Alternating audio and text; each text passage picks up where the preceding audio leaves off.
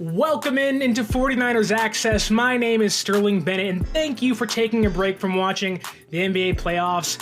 Maybe you're having dinner, or maybe you just wanted to say hello. Thank you so much for tuning in today.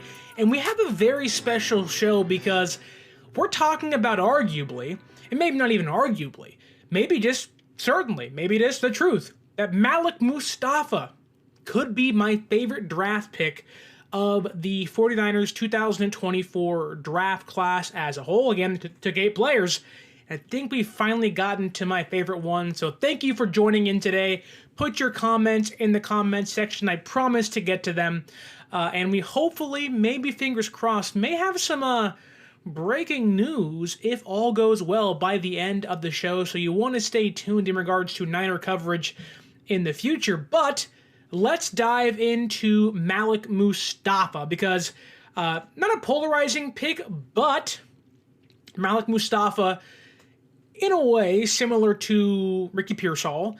It was like, okay, Niners, they don't need a safety technically. They have Jair Brown, they have Hufanga, but when you dive a little more into that room, it could be someone not on the roster next year who we all have come to love in the past or the last couple seasons, that being Talanoa Hufanga. So who is Malik Mustapha? What does he bring to the table, and what will he bring to the San Francisco 49ers? We'll dive into all of that today. Don't forget to leave a like, hit subscribe on YouTube, and let's jump into the San Francisco 49ers first of 3 fourth-round picks, 124 overall. Safety out of Wake Forest, Malik Mustapha.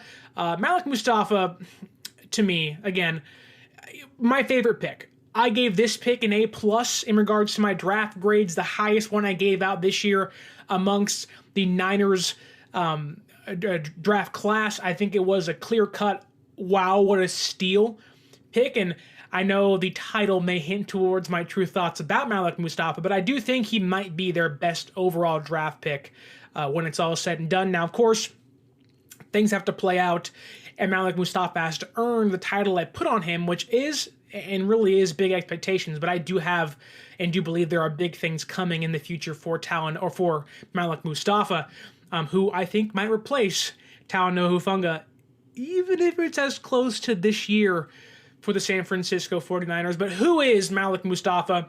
Well, he's a big, brooding safety, 4.5 speed on the 40 time, ran 23 miles an hour. Not on 40 time, not at the combine, on the radar gun, on the speed gun. They clocked him at 23 miles an hour. And he's a big-bodied guy, kind of a thumping, strong safety with good coverage skills.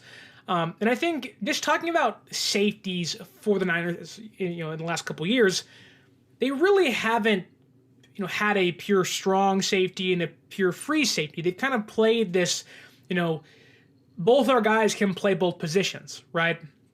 Jimmy Ward obviously being one of the more pure free safeties the Niners have had the last few years. But even then, was he a nickelback? Was he a cornerback? Was he a safety? And even to that point, San Francisco played him at so many different places where he wasn't truly a pure roaming, free safety. And going to strong safety, you had Tart, who, he's probably more of a strong safety than a free safety, but could play both if needed to. You got into Hufanga, you had Deshaun Gibson and others. They really haven't had that pure strong safety and that pure free safety you want roaming on the back end to get interceptions and knock balls down. And while you have the thumping strong safety in the box making plays, they haven't had those two guys. And, they really haven't had those two guys for a long time. Even during the Harbaugh era, they had Deshaun Goldson, who was more of the roaming player, but we saw how Deshaun Goldson hit. He played like a strong safety. Then you had Dante Whitner, who was a pure strong safety, that with good coverage skills, mind you. But I think San Francisco is sticking with that mold here of, we don't want, you have to play this one position, or the way you play is designated for this one spot in the safety room. I think they like to have multiple people, mainly their two starters, be kind of interchangeable. Whether it is Jair Brown or Talanoa Hufanga and now Malik Mustapha, I know Deshaun Gibson was more of a roaming free safety, but he could play strong safety. He did play in the box at times which again gave San Francisco flexibility, which I think that carries over into the Malik Mustapha pick. That Mustapha, whether he is taking over Hufanga's job or he's that third safety, he's playing in the box when they're playing, single high or whatnot, and they want to go to 3 safety sets, he will give them flexibility to play in the box or play in coverage in the back end, where as of now, as much as I love Hufanga and Jair Brown, well, I do think Jair Brown has much better coverage skills than Hufanga does. They both are risk takers. They both can be strong safeties in the NFL. And I do think that Hufanga is more of that in-the-box, light-em-up playmaker who you want to have on your team, obviously, but there's clear reasons and there's clear examples of him getting beat deep behind him, and you sit back and you're like, dude, we got to get somebody else. I was someone who championed Quentin Lake from Cal, I think it was 2 years ago now, in the 2023 NFL draft, or maybe he's 22, either way. Now he's with the Rams as one of their safeties, who I think would be a pure free safety. But Malik Mustapha, I do think, brings something that Hufanga and Jair Brown don't bring to the table, despite all of their positive attributes. He's really good in coverage, and he can pair that with being a big-bodied, thumping, strong safety that can play in the box, but also doesn't really have problems playing on the back end, right? Now, he is a safety that he'll get beat on the back end sometimes. They all do. He's a rookie. There's going to be mistakes. He'll probably hit the rookie wall at a certain point, but I do think in regards to his coverage skills, when you dive into the numbers and the tape and the production, it just goes, the Niners haven't had a player like this maybe since Dante Whitner, who was pretty good in coverage downfield and would also light you up. Shout out Pierre Thomas. He'd knock a dude out, right? Now, Mustapha isn't going to knock somebody out, but he can be a really good tackler against the run. But back to his coverage skills, Mustapha at Wake Forest held opposing quarterbacks to a 32% completion rate. That ranked 6th in the entire FBS. We're not talking in his conference, in his division against certain opponents. No, Malik Mustapha had the 6th lowest, I guess you could say, 6th lowest completion rate allowed at 32% in the entire FBS last year. That is phenomenal. He allowed just 1 touchdown in 304 coverage snaps.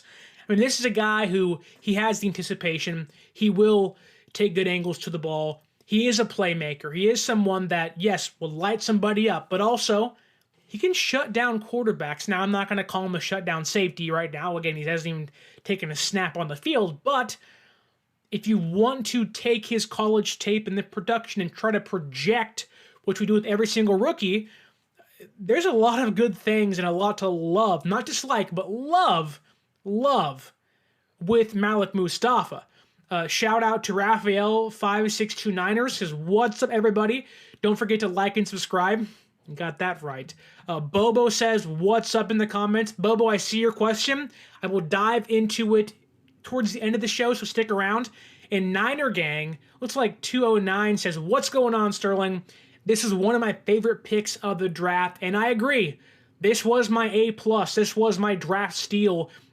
You got this guy, I can't believe he was still on the board, knowing, and to be fair, a lot of safeties fell.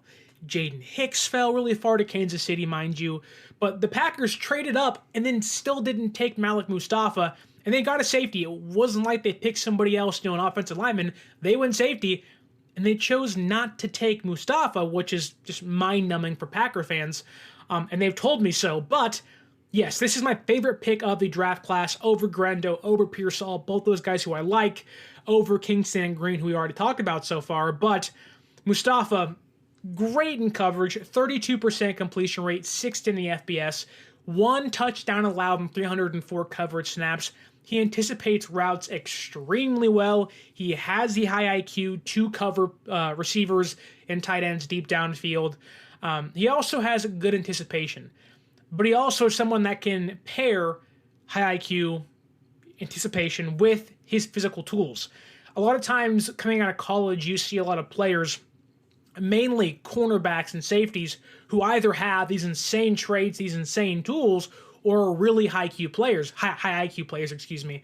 And there was no better example of that this draft class than a player like Dominic Hampton, who I think went to the Raiders, if I'm correct there. 6-year safety out of Washington, somebody I thought would fit well with San Francisco, but he was a conservative safety, didn't make too many plays, but he was somebody that had a high IQ, took good angles, but just couldn't match the high IQ with the physical traits. I'm going to do it the whole show. Not Talanoa Hufanga, Malik Mustapha, I'm so sorry, Malik Mustapha can pair those high IQ, the anticipation with his really good physical traits of being this bigger bodied, strong safety that can go lay somebody out and make a play. He is somebody that can play deep again, 23 miles an hour on the gun, 4.5 40 time. He has the explosiveness, but he also, again, is versatile enough to play in the box, but not even just play in the box. He can also flourish in the box. If there is one knock on him, I'm not going to tell you how great he is and not dive into weaknesses, but there are some times where, while he has a high IQ and he has the traits and he has the explosiveness and he can play in the box, you do want him to improve his tackling consistency.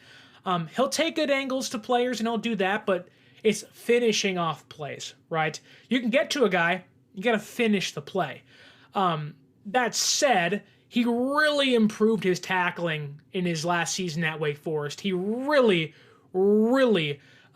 showed miles of improvement in his last season as a tackler at college. So I'm hoping that carries over into the NFL in his rookie season, because if he can match and mirror himself with good tackler and good in coverage, I have a hard time believing that San Francisco can keep him off the field for very long.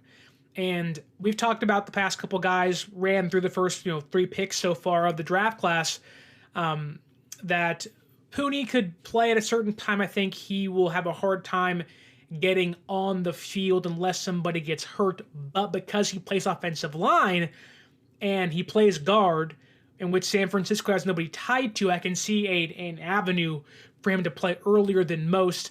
Pearsall will obviously have an impact, but he's a receiver, granted first round. But at the moment, he is this team's 4th receiver. This team doesn't play the 4th receiver very often, albeit I do think he'll have an impact in certain areas, but it'll be a more mix and match with him rather than outright starting if everyone's healthy for San Francisco and it gives Kyle somebody else. Then Bernardo Green, he also has a path to start, but Green is in a very crowded room, right?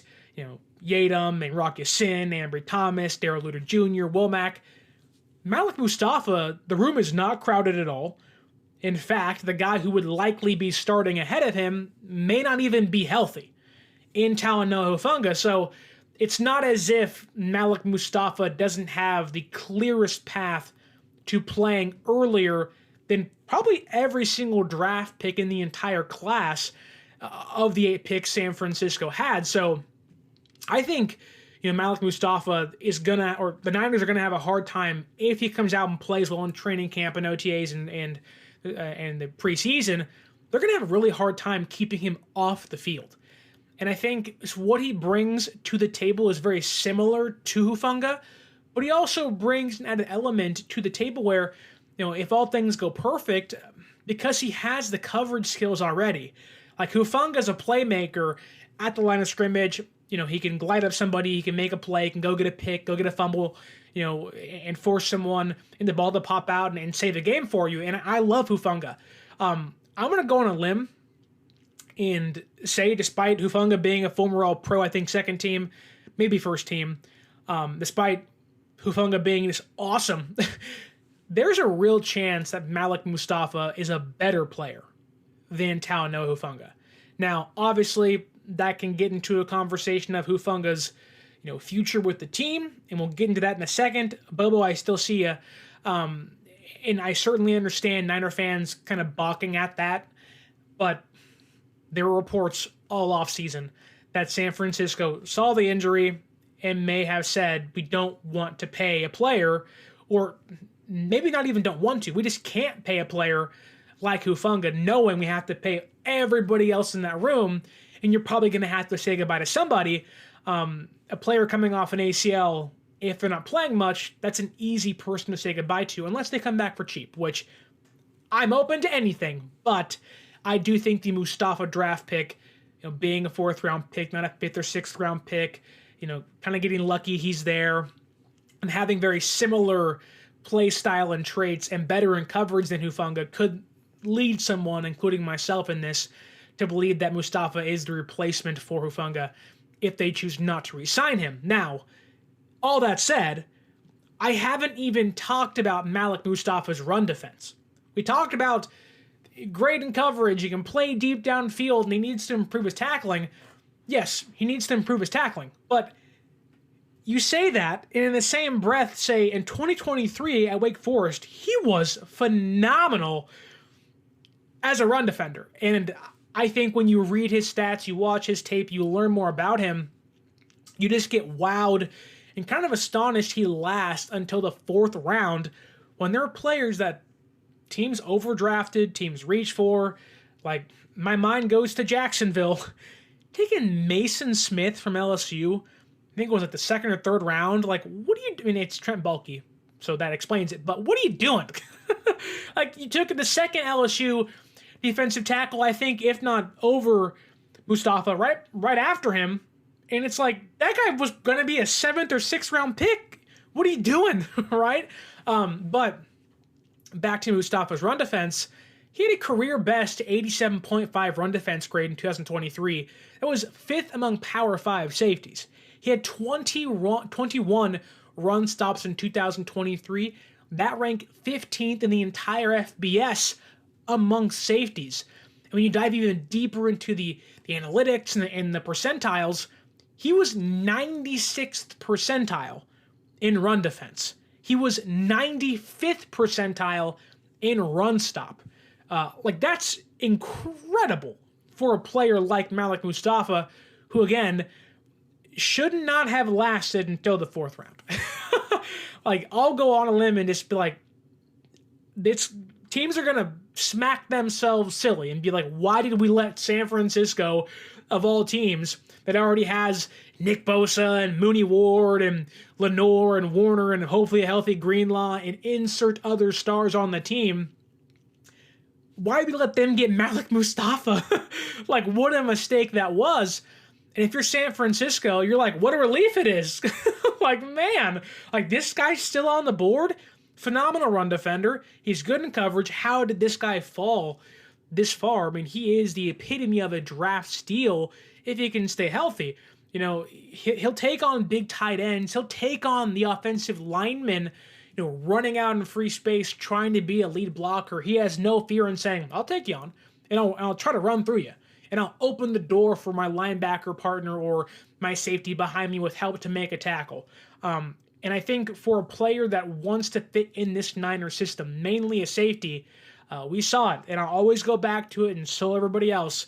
That Lions game, that Packers game in the playoffs, a lot of people were not taking on the front blocker, allowing the 3 guys behind them to try to secure tackles. Now, if you do your job, it's up to everyone else behind you to do their job, right?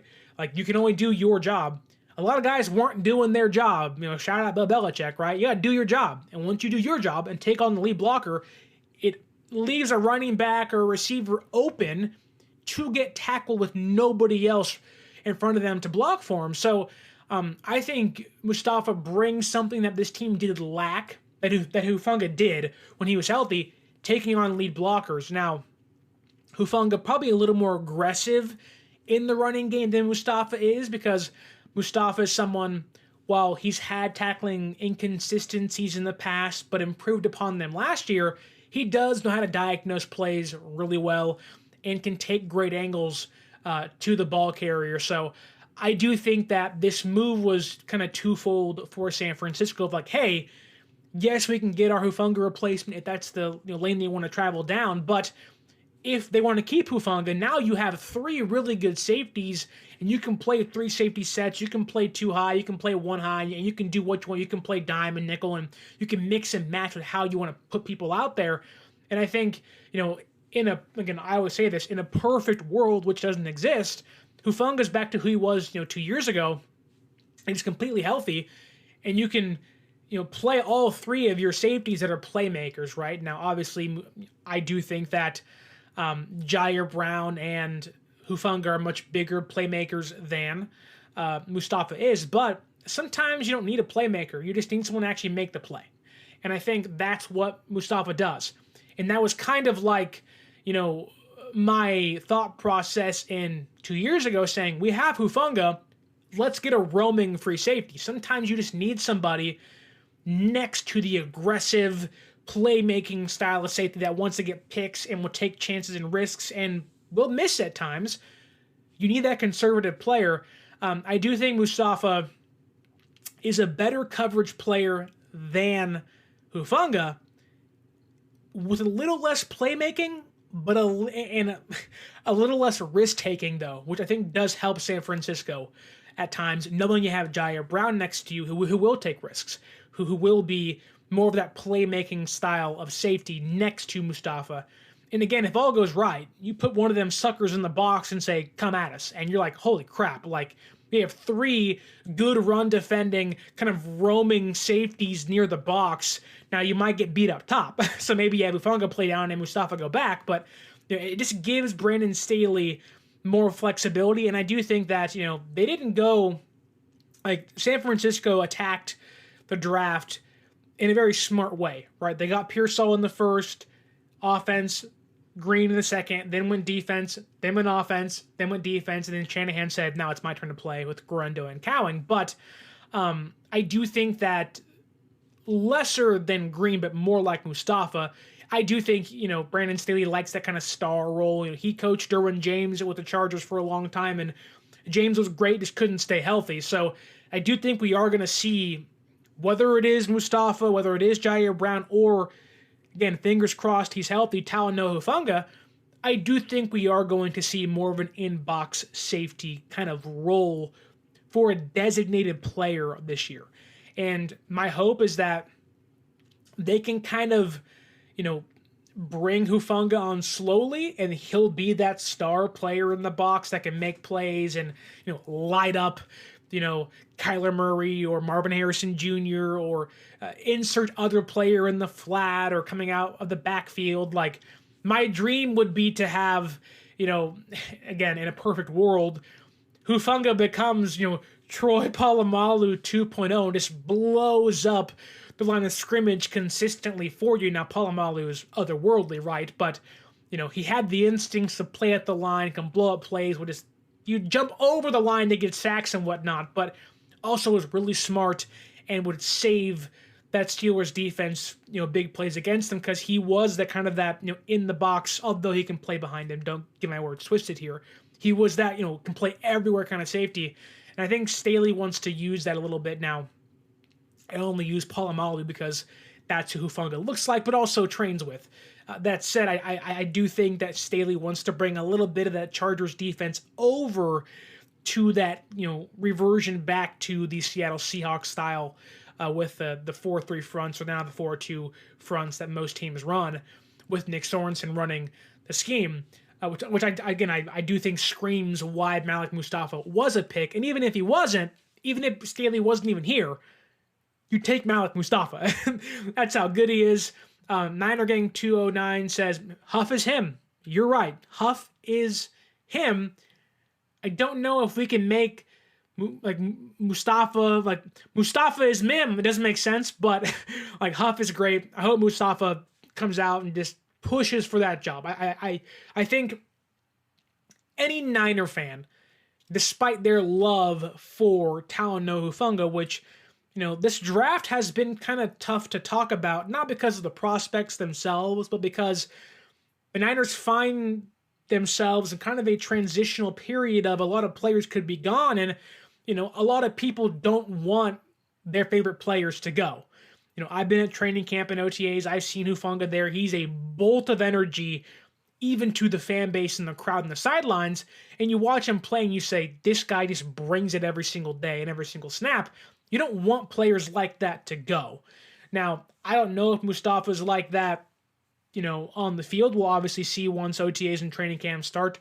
I think rookie camp starts tomorrow, which I should be there. So that's good stuff. But, we will have to see what Mustapha can bring in regards to energy, but it's hard to, watch a team maybe have to say goodbye to Deebo Samuel and Ayuk and Mustapha. And obviously I have my opinion on who I think will be gone in 1 year's time, but it's hard to tell a fan base, get ready to say goodbye or potentially say goodbye to a player that you love. And I think, this draft class was kind of San Francisco doing that of like, we don't want to say goodbye to some of these guys, but we might have to. And I think the Mustapha pick more than, even Green or Pooney or Pearsall so far, like those are like the Mustapha pick is a clear cut, like Hufanga may be gone. And that sucks. But I think if the price tag is too high, Mike Silver, who has been, although recently with the Deebo Samuel and Brandon Ayuk things kind of took a step back is how I'll word that. But we love Mike here. Mike's a great guy and a friend. But Mike earlier in the offseason reported that the Niners maybe, to kind of, in simple words, they could be kind of out on Hufanga. And I think Mustapha is just kind of like, yep, there you go. Like, the report makes sense knowing Mustafa's now here. They're very similar. They bring a lot of similar things to the table, and I do think they had to get better on the back end. I think not so much in the Super Bowl, but seeing how the NFL has kind of shifted the last couple years, you're seeing a lot of teams, whether it's the Lions, the Packers were one of the bigger examples of this. They got like 5 weapons, and you're like, how do you stop anybody? Whether it's Dontavian Wicks or Jaden Reed or Christian Watson, then a couple tight ends they have. Like, teams are going to be unafraid to space the Niners defense out. And when you do that, one, you not only allow, or I guess in the offense's case, disallow players like Nick Bosa and Hargrave and others to get home to get to the quarterback. It also means you have to trust your guys on the back end to stop the deep ball. And I think at times San Francisco wasn't great against stopping the deep ball. And not even this year. You can go back 2 years ago when Hufanga wasn't all pro. There were still times where you're like, he's great, but this, that, and the other, like he has a hard time guarding the deep ball. And coming off an ACL, he may be horrible at it while he's getting back to who he once was, if he ever becomes what he once was. So the Mustapha pick makes total sense to me. I think San Francisco is gearing up into two facets of like, we have to get more firepower offensively, but we also have to understand that offenses are starting to become more powerhouses, spread things out, push the ball downfield. The Packers, I wouldn't say the Cowboys, but the Packers, the Eagles, the Lions, they want to push and push and push. And if we don't have the ability to stop 5 receivers or three receivers and 2 running backs in the backfield like the Lions like to use, it's going to make our job harder. And I think that that's where the Mustapha pick comes into mind of like, he gives us more on the back end, but also we don't lose much in regards to, in the box style of play, which that's Malik Mustapha. Like, cool. Like, this is a great pick for what San Francisco wants to do. Now I did talk about there being, tackling anything, words are hard. Tackling inconsistencies, but he improved that, and that there really aren't many, knocks on Mustafa's game, especially in last year for him at Wake Forest. But I tend to look at injury history, and Guerendo, who we'll talk about next week, has a lot of injury history, and there's reasons to like that player and love that player, but when you're hurt a lot, it's hard to trust that player. It's hard to want to commit to that player. And that is also what's kind of biting Talanoa Hufanga, where Hufanga is a great player. It's like, wow, he brings so much to the table that other people drafted ahead of him don't bring. He's a spark plug. He's consistent energy. He can do something most other guys can't. But he tore his ACL. And that's why Mustafa's here, partially. But even Malik Mustapha, he tore his ACL in 2021, and he also missed 3 games in 2022. So it's not like his track record is spotless, right? It's not as if, he's never been hurt or has never been bad. Like, he's also been hurt. He tore the exact same ligament in which Hufanga did. Now, that seems to be behind him. He's fully recovered. It hasn't been an issue. But once you get hurt, once you get opened, you might be the same afterwards, but sometimes you might not be. Now, it's the NFL. It's college. They got the best medicine, the best trainers. But you and I both know that these dudes are playing on turf. Thank you, MetLife. It doesn't matter how good your surgeon is. Your knees and your Achilles might go. Now, thankfully, we're in Levi's and whatever, but there's grass at Levi's. But there are maybe some questions of okay, how does that knee hold up? Playing probably the most snaps he'll ever play in his first couple years in the NFL compared to college, right? At least in one single season. He'll be an instant special teamer that can make an impact, especially with the new kickoff rule. He should be a player that we see making many tackles and performs well in that role. But you're playing more snaps, you're doing different things you weren't used to do. If you're on special teams, when you're compared to playing strong safety, it's different, albeit there are some similarities, but you're cutting more, change of direction as a safety is can sometimes cause guys like Hufanga just stopped on a dime and bang, and the ACL is gone. Anything can happen. So it could be something to monitor is all I'm saying. But despite that, or if you even want to use that against Mustapha, I think he's a great player. I think that, well, yes, to Bobo's point, to Bobo, thank you for always being in the chat. Bobo says that, how many guys have we seen look amazing in college but suck in the pros? You're right. That's why you call them draft busts. Now, he ain't Justin Blackman. He's not Jamarcus Russell, but you are right. We've seen our fair share of third-round running backs and middle-round receivers and others along the line that just aren't good.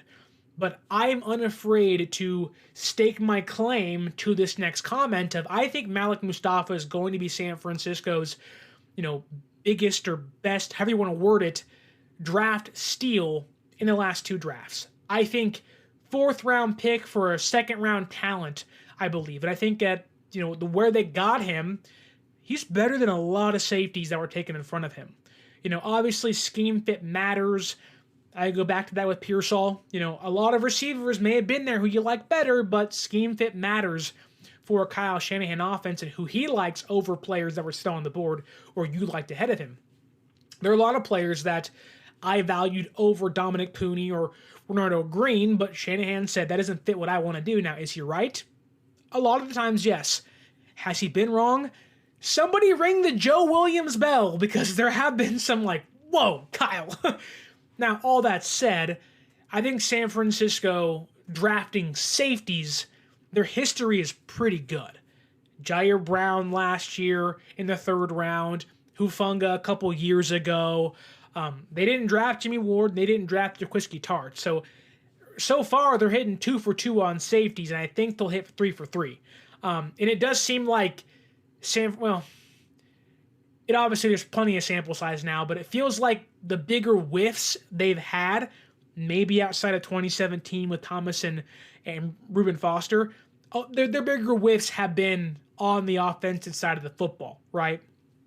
Joe Williams, TDP, Trey Sermon, Dante Pettis, Danny Gray, the whiffs have been primarily on the offensive side. We're on defense.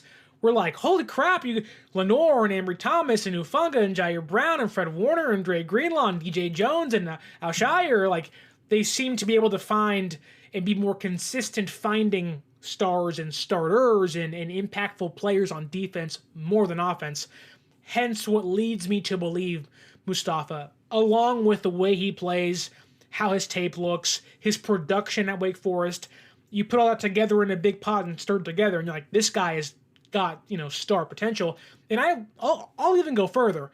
I think while people like Pearsall and Pooney and Green, They can all have impacts. They can all be, starters for a long time. I would not be shocked if Malik Mustapha is a top 10 safety one day, becomes an all-pro. I would not be shocked if he not only becomes a starter in the near future, but I wouldn't be surprised if we look back in 10 years and are like, Malik Mustapha was the best player in that entire draft class for the Niners. And that's no knock on Pearsall, who I love, or Green, who I like, and Poon, who I think can play a big role. I just love Malik Mustapha. Like, the idea of him being in this defense is just like, yes, please, yes.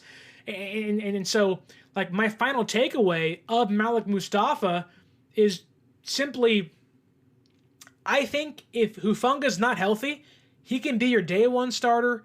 I can argue he's probably already better than Jair Brown and has a higher ceiling than Talanoa Hufanga. Like, that's a lot to say, and I get that, and I understand that I can be eating crow in 1 year's time.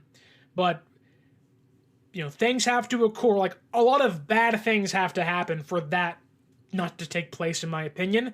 I think he's a great player. I think that San Francisco got themselves one of the biggest steals of the draft, and they got it in round 4. Like, this wasn't a first-round pick. It wasn't a second-round pick. It was a fourth-round pick that could be a day one starter for you. And again, I can argue in 10 years' time, if he plays that long and barring health, that we'll look back and say Malik Mustapha was the best player in the entire draft class for the Niners. I think that, again, it's a lot to say. Like, I'm telling you he's already better than starters on the team. I'm telling you that he could replace Hufanga. I get that. I'm not unaware of, maybe how just dumb and out of this world it sounds of, like, if you're questioning me, I get it. Like, what is that guy talking about? I totally understand. But I do think with what Mustapha brings to the table, his coverage skills, his production, the way he plays, the instincts in which he plays with, and the high IQ in which he has, I think it just translates to the NFL more so than a player like, Jair Brown and Hufanga did. And it's no knock on those guys. I like those guys. I think Jair Brown came along towards the end of the year and he had a pick against Mahomes in the Super Bowl. Like, Jair Brown's awesome, but he's still a second-year player. And the coverage skills aren't perfect. Mustapha has shown to be a better coverage player than Jair Brown coming out of Penn State and was picked a whole round later than him. Right? And Hufanga, who, again, we've gushed about the last 2 years and even on this own podcast, like, Mustapha has shown more in coverage than Hufanga did coming out of USC. So don't get it twisted. I'm not saying that I don't like those guys. I love those guys. I hope we get to see all three of them play together. It's going to be awesome if it's true and if it actually happens. I just think that San Francisco, like, Malik Mustapha, like, it's just like you watch him and, like, you can tell when guys are just like, that's a good football player. Like, take this as an example. There are guys that just have traits. They're super big athletes. They're just massive humans. And you go, like you remember Sean Oakman, I think that was his name, from, like, Oregon or Baylor? He was massive. He's covered in tats. He was like 6'7". And you're like, holy crap. I never want to see that guy in a dark alley anywhere. Like, he's just a physical specimen. And you're like, wow. But then he sucks at football. You're like, what? But then you watch other players who don't really have the traits, and you're like, wow, the guy's just a good player. Mustapha has the traits and is just a really good player together. And obviously, things have to be go into action, and he has to go out there and perform well and prove his worth. But as a fourth-round player, there's no expectations on him. Like, Ricky Pearsall has the, you better be Debo, you better be Ayuk, you better be Juwan Jennings, and more, already on him, right? Renardo Green already has you're the highest cornerback this regime has ever taken. You better be Mooney Ward 2.0. You better be a starter in the instant future. Dominic Pooney already has the expectation of you better supplant Banks or Feliciano or McKivitz this year. And Mustafa's like, I'm just going to play football and be awesome. And that is because there are starters in place ahead of him, but it's not like there already isn't, an avenue for him to take a job. And I think that, it also gives San Francisco time. Like, let's say Mustafa isn't wowing anybody. He's just fine, right? If Hufanga isn't healthy enough to play yet, it also gives San Francisco time to allow him to get back to 100%. And I won't say not lose much, because a 3 or 4 year Hufanga is probably better than Mustafa out of college, right? But it at least gives them time to get their former All-Pro back. In the case they want to go on a long playoff run again, which they obviously do, but also if they want to see what that room looks like with those 3 players in it, and they want to evaluate Hufanga's health going into next offseason, knowing he's not under contract. So there's a lot to like, a lot of avenues to take. And I think Malik Mustapha, I will put my stamp, my claim on it, is a certified draft steal for San Francisco. And I do believe that, again, in 10 years' time, in my crystal ball, if you will, we could see Malik Mustapha being the best player of this draft class. I just think he brings so much to the table. And it's hard to say goodbye to Hufanga if that happens, but there is a world where, while losing Hufanga hurts and it stinks and it's a future conversation, not a now one for sure, there is a world where Malik Mustapha kind of makes us forget about Hufanga if everything goes well. Now that said, life happens. Sometimes guys get hurt, sometimes guys play bad, and Bobo, to your point, what is to say that his game translates to the NFL perfectly? Who's to say that there aren't a lot of bumps in the road? Like, we've seen Eric Armstead, who I think we all like, but he sucked the first 4 years of his career. He just wasn't good. Now, the teams weren't good, but he just wasn't good. And he was a late bloomer, then turned that into a phenomenal career afterwards. But it's not like Mustapha has the "you better be good day one" expectations. He has the "wow, this kid could be a steal and be good one day." He doesn't have to come in and be a star. But I do think of the draft class as a whole, there's a real conversation to be had that his ceiling is probably the highest of anybody. Now, that doesn't mean that Pearsall can't be great or Green can't be great. It just means Mustapha can be really, really, really good. Hence why I gave this pick. Yes, because it was in the 4th round. Yes, because I love Mustapha. And give it an A+. This was my only A+ grade of the draft grades I handed out this year for San Francisco. And again, I can scream to high heavens as to why I think so, and I've kind of already explained that to you, but I just think when you look at the totality of the draft class, you're not going to give, or rarely going to give, 7th round picks A+ when they're not Brock Purdy, right? But I just think that, I gave Pearsall a B+. I gave Green a C+. I gave Pooney a B. I gave Malik Mustapha an A+. And it wasn't even like what should I give this player? I had to sit down and think about what I wanted to give Pearsall and Green and Pooney. And Mustapha was like easy A+ off the board. And it was just like, yep, that makes sense. And in fact, he was not just my only A+ grade. He was my only A grade of the entire draft class, which tells you how much I like Malik Mustapha. I don't really have much for you other than just this. If you aren't sold, and I so get it, why listen to little old me? Like, share, and subscribe, by the way. But if you aren't sold, everybody, including myself, but everybody, the consensus pro comp is a player you're going to love. Now, what are pro comps? What are they worth?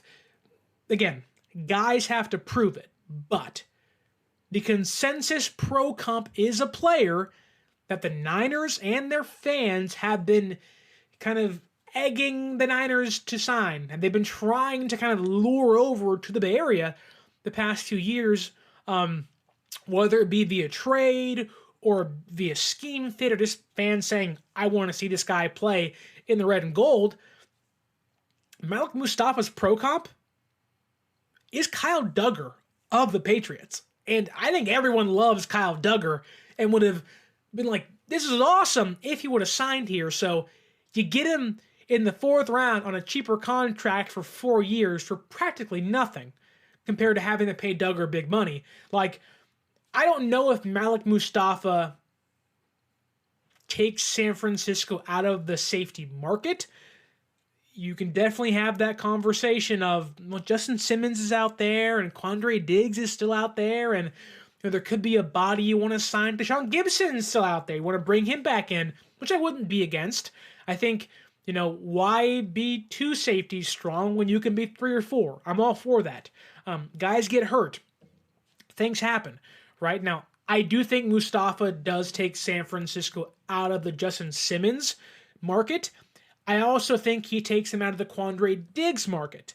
But I don't think Malik Mustafa takes the Niners out of the Deshaun Gibson market. I think there's a real possibility that come training camp, past OTAs, past the, take a couple weeks off period of summer, that we walk into training camp with Jair Brown, Hufanga trying to get healthy again and rehabbing, Malik Mustafa, and Deshaun Gibson back in that room.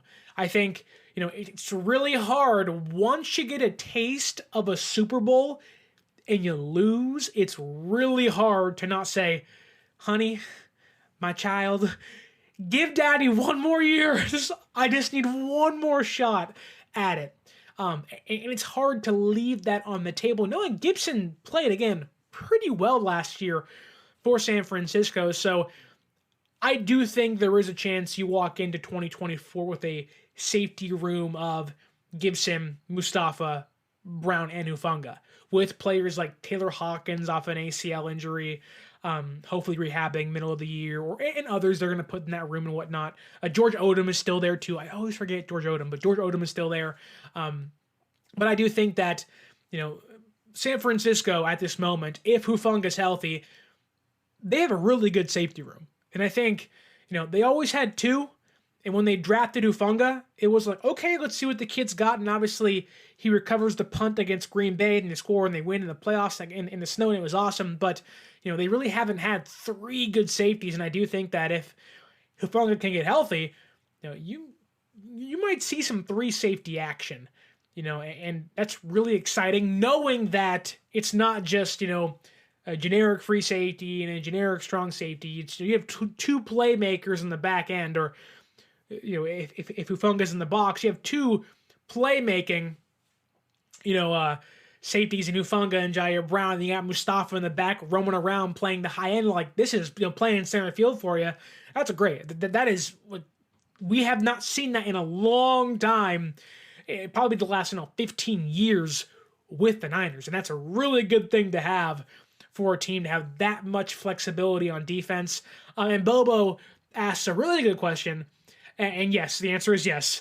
Does this mean the rumored Jamal Adams signing is BS? I would say so. Jamal Adams' name is such a polarizing one because he sucks. Well, I'll rephrase that.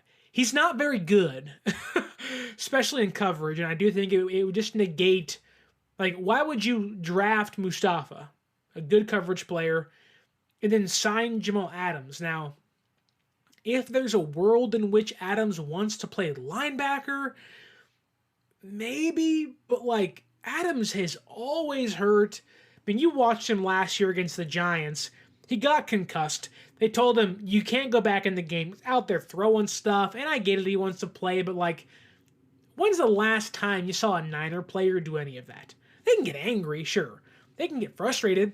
When's the last time you saw a Niner player throwing things on the sideline because the medical staff says, hey, you can't go in? They never take it to the field.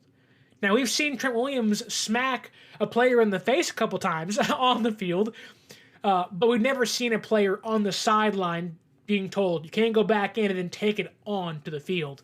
I just don't think, Adam fits in San Francisco. I think he's a little fragile. He's around 30. If he isn't above 30 now, he's pretty old at this point. And once you get hurt and you play the way he does, which early on in his career was really physical, like they used him at the line of scrimmage because he was basically a glorified edge rusher, and he was a dog with the Jets. And maybe 1 year for Seattle, but injuries pile up. You get exposed against better offenses. Like, let's not forget, he played with the Jets when they were bad, but also played in the division when the Dolphins weren't good. And it was the back end of the Patriots regime. And then the Bills were kind of just building up things. So he hasn't, like, him being great was against, like, pretty bad opponents. Then he gets to the NFC West, and it's like Shanahan and McVay are just dicing you up left and right. So I would say no. Like, honestly, what value would he bring you don't already have? You have your third linebacker in Devondre Campbell. You just drafted Bethune. You have Winters and Graham and DFF waiting there, to go in case one of those guys goes down. You obviously had Fred Warner still. And now you have 4 safeties already, and you might sign a 5th one if Gibson wants to come back. So, like, no, there's no room for you. I'd rather take a chance on Cody Schrader and Evan Anderson and, whoever else the UDFAs are this year, who we already covered earlier. Check that video out. But, no, I don't think the Adams thing makes any sense. And Tony Meredith coming in hot with Mustapha is Whitner 2.0. And if you were here earlier, I'm not sure if you were.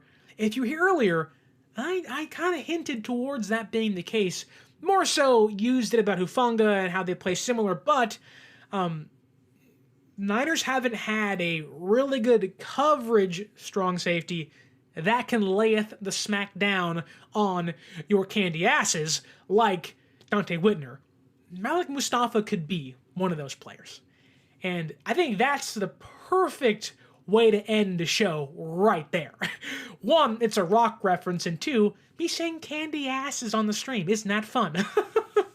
I hope you had a wonderful week. It's Thursday. Tomorrow, sound the alarms. Niners rookie camp day 1 is tomorrow, I think 11 a.m. Nick Sorensen talks to the media. New defensive coordinator, might be 11:30, but at 1 p.m., we get our first look at a Niners practice since the Super Bowl. Football's back, baby. It's slow and it's trudging along, but it's back, and if all goes to plan, tomorrow, I'll be there. So hopefully you can follow us on social media at 49ers_access is the Twitter or X. 49ers.access is the Instagram. Follow me on there, and hopefully I can bring you some Niner content we're all thirsting for, waiting for the drip of the sponge into our mouths of say, finally, football's back, baby, and quench our thirst for some real NFL action since a horrible, horrible end to last season. All that to say, thank you guys for watching and listening. Tony, Bobo, Niner Game, Spy Nick Danger says, go Niners, hit the like button. Thank you guys so much.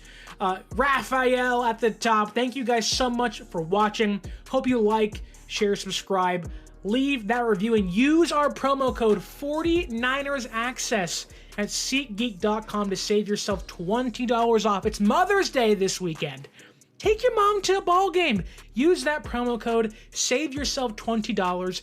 Maybe buy her a beer, buy her a drink, buy her some flowers, or be cheap and save yourself some money as well. But use the promo code and celebrate Mother's Day in relatively cheaper style than you would if you didn't use the promo code. But again, my name is Sterling Bennett. Thanking you for watching and listening. Have a wonderful rest to your week. Have a wonderful Mother's Day. And until next time, stay faithful.